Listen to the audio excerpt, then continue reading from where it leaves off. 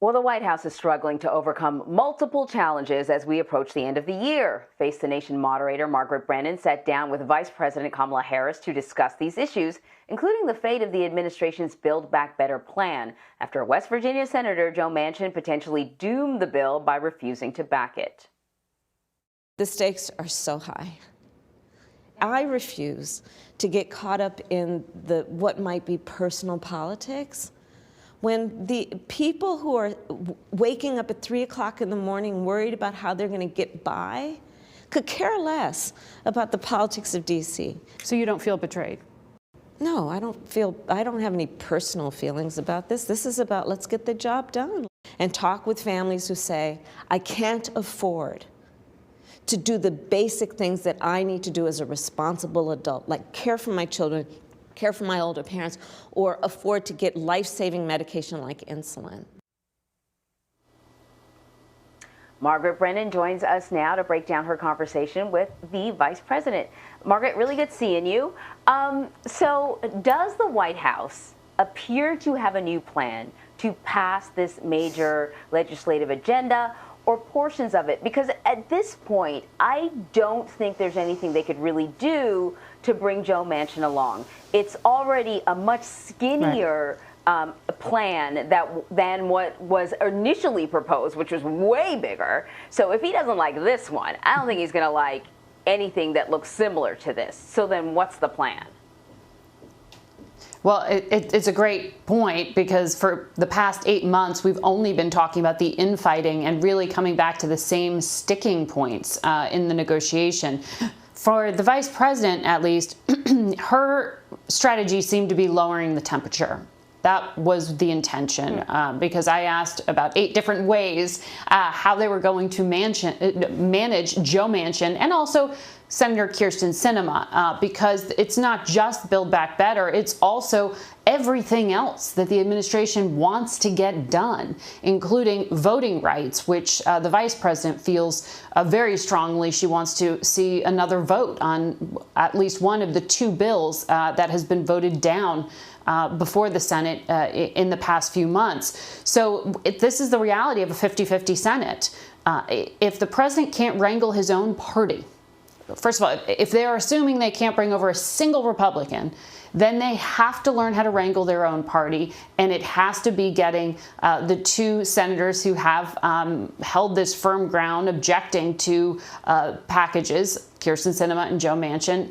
It's really up to them. So for the vice president, she seemed to be indicating that they weren't going to give up on the aspirations within the package, but she had no specifics on the vehicles, you know, the kind of bills, how they break this down and pick it apart and try to revisit it in 2022. So they certainly don't want to accept defeat at the end of this first year of the signature legislative achievement, but it is not clear yet how they will do things that are immediate, like the child tax credit and renewal of it, because that has already expired.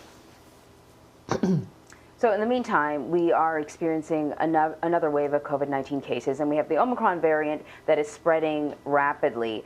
The vice president received some sort of critical headlines, let's say, very recently, when she sort of suggested that that scientists didn't see the Omicron variant coming.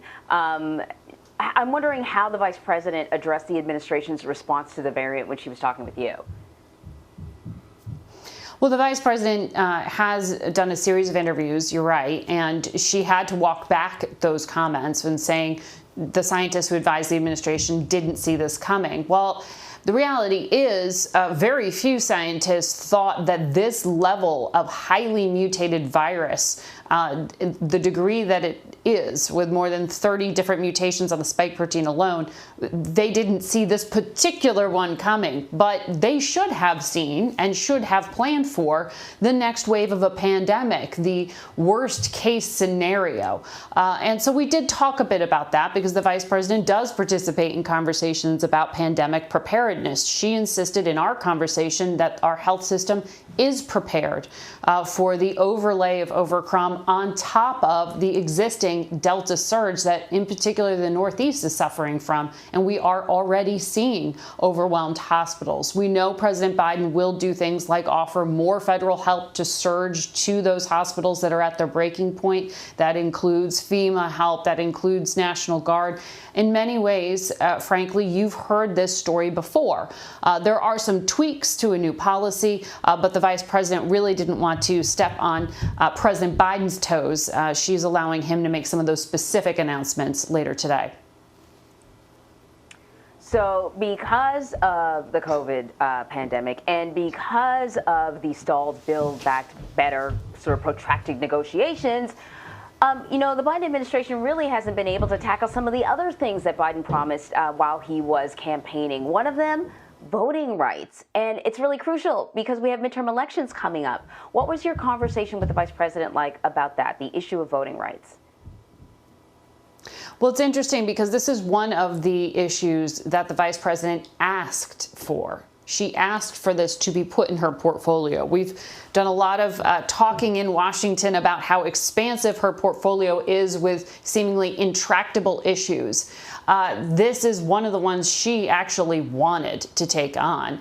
But again, it is not immediately clear how the administration can revive two bills that have failed because of Republican opposition, how they can revive it in the Senate. One of the things being talked about, and I suspect we will hear more of it in the coming months, is actually changing the rules of the Senate and how they vote. Now, the vice president is the president of the Senate, so she should be involved deeply in that. She didn't want to stake out a clear position, and I pressed her a number of ways, you'll see this on Sunday, to say, is there a reason to change the rules, change the filibuster specifically, to allow for a vote on the John Lewis Act or another voting act provision without having to have all 60 senators?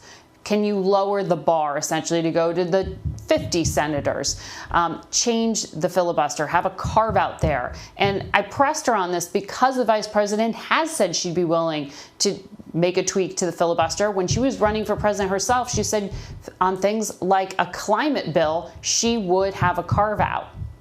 Does she feel this strongly about voting rights? I suspect she does. She didn't want to stake out that territory cleanly, but she said all options need to be on the table. Next topic. Russia is stoking regional tensions in Eastern Europe with a buildup of troops along the Ukrainian border.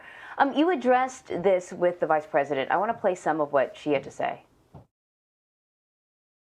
There are 100,000 Russian troops on the border with Ukraine. Yeah. Are we going to see a hot war in Europe in the next few weeks? Well, we are having direct conversations with Russia. The president, as you know, met recently virtually with Putin. And we are very clear that, that Russia should not invade the sovereignty of Ukraine, that we must stand up, and we are standing up for its territorial integrity. We are working with our allies in that regard, and we've been very clear that we are prepared to issue sanctions like you've not seen before. Does that mean sanctioning Vladimir Putin directly? I am not going to talk about specific sanctions, but we are making that clear to him, and we are in direct conversations.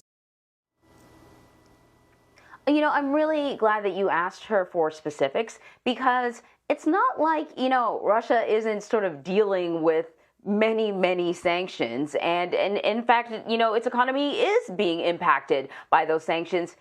But Vladimir Putin doesn't seem to care. So I'm sort of, I guess, looking for a little more insight from you on, you know, her answer to this. Like, what are the tools in the toolbox that the administration is willing to use? And if it's sanctions, then how? Exactly, because sanctions, and this is the criticism of using them as a foreign policy tool, the criticism is that they are punitive, not preventative. They punish, they don't prevent. And the White House is hoping, along with European allies, that this time it will be a prevention, that Vladimir Putin will decide to back down. Now, this is a strategy that they themselves are not certain will have the intended effect. But this idea of sanctions like you've never seen before, well, we have never seen an administration willing to directly sanction the president of Russia. Vladimir Putin, who is known to have accounts outside the country. There has been pressure going back to the Obama administration to do so. There's also conversations being had in foreign policy circles about trying to cut Russia off from international financial transactions having to do with the U.S. dollar and other ways that would really isolate their economy and hurt the oligarchs and the president himself and perhaps change his calculus. It's yet to be seen if that is what will happen. The vice president's role in all of this has been to try to shore up relations with U.S. allies, rebuild the European alliance, and faith among them to stand with the United States. But Europe has its own financial interest in continuing to trade with Russia.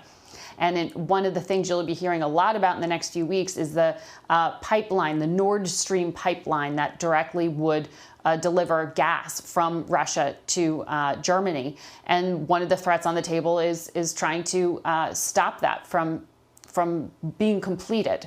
So this is basically financial warfare, and that is all the West is willing to do.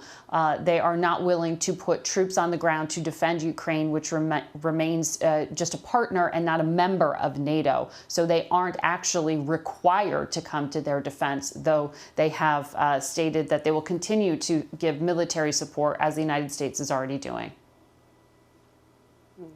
Margaret, fascinating interview. I can't wait to sort of see all of it, the rest of it. Thank you very much. Thank you.